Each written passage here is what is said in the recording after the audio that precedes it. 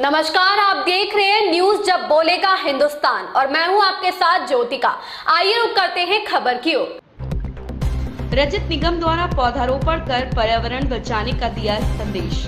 सीतापुर संस्था द्वारा कार्यक्रम आयोजित किया गया, जिसमें बगैर हेलमेट एवं सीट बेल्ट न चलने का अनुरोध किया तथा इसी के साथ नगर वासियों को पौधा वितरण कर पर्यावरण बचाने का संदेश दिया।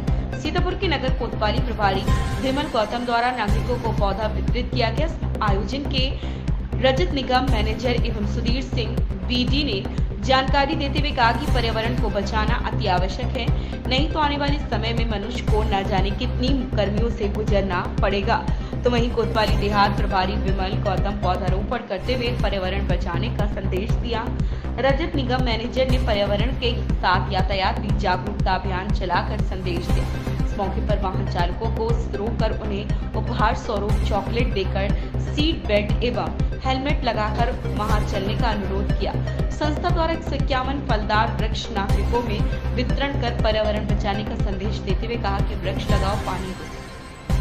इस अवसर पर मुख्य अतिथि सीतापुर कोतवाली देहात प्रभारी विमल गौतम, नेपालापुर चौकी प्रभारी आशीष तिवारी, कांस्टेबल सरला देवी, कांस्टेबल सोनम, कांस्टेबल शालू देवी। कार्यक्रम आयोजन में मुख्य रूप से रजत निगम मैनेजर सुधीर सिंह, विमलेश कुमार, ज्योति, पुष्पा देवी, रुचि, चौरसिया, राम जीवन व अन्य सीतापुर नगरवासी उपस्थित रहे। भी अवेलेबल है।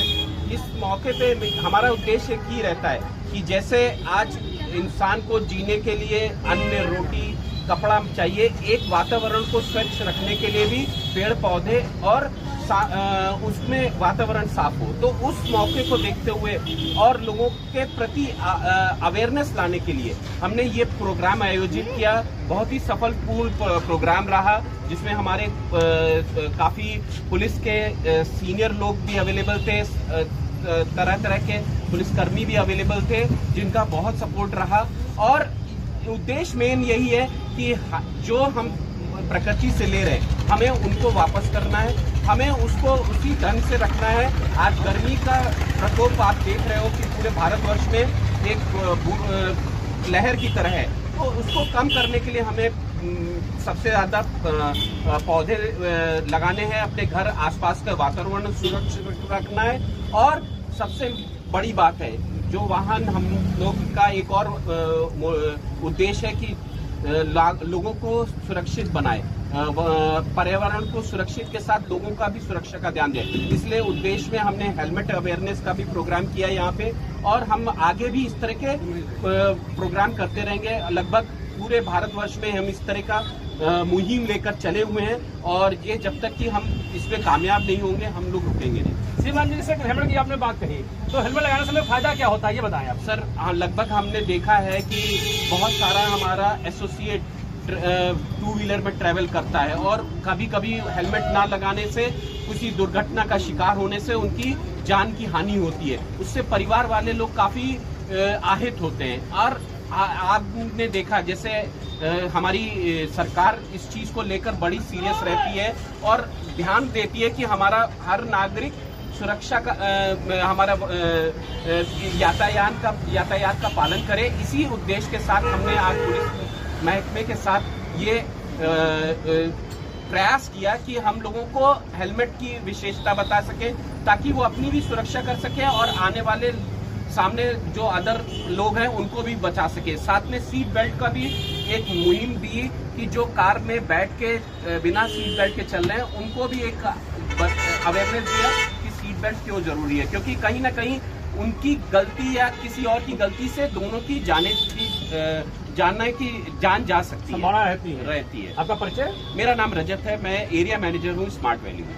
तो देखा कि एरिया मैनेजर साहब थे रजत जी, जिन्होंने बहुत स्पष्ट बताया है कि हेलमेट लगाना, सीट बेल्ट लगाना हमारे लिए क्यों महत्वपूर्ण जरूरी है, क्योंकि हमारा परिवार भी हमारे घर पे इंतजार किया करता है और हमारी छोटी सी लापरवाही हमारी जान जोखिम में डाल देती है। तो इन चीजों के लिए सीट बेल्ट का जो यातायात में है, हम नियमों का पालन करें, सुरक्षित रहेंगे और सामने वाले को भी सुरक्षित रखेंगे। यहाँ पे भी कई और लोग हैं, उनसे भी चर्चा करेंगे। आदरणीय, जैसा कि आज यहाँ पर पौधे आए हैं, बांटे जा रहे हैं, किन उद्देश्य को लेकर बांटा जा रहा है, क्या इसका उद्देश्य पौधा लगाने का है?